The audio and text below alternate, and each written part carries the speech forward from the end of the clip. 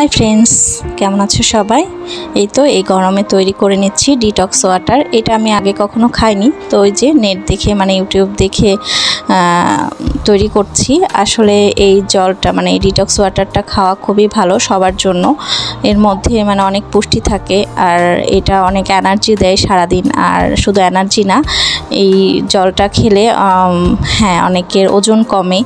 তো যাই হোক, এই সব মিলাই গরমের মধ্যে ওজন কম তারপর এনার্জির জন্য এইটা তৈরি করে নিচ্ছি।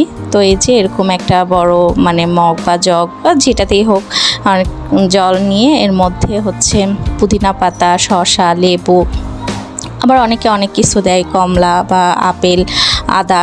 তো আমি অত কিছু না, এইটা দিয়ে আগে ট্রাই করে দেখি যে কেমন লাগে খেতে, কখনো তো খাওয়া হয়নি।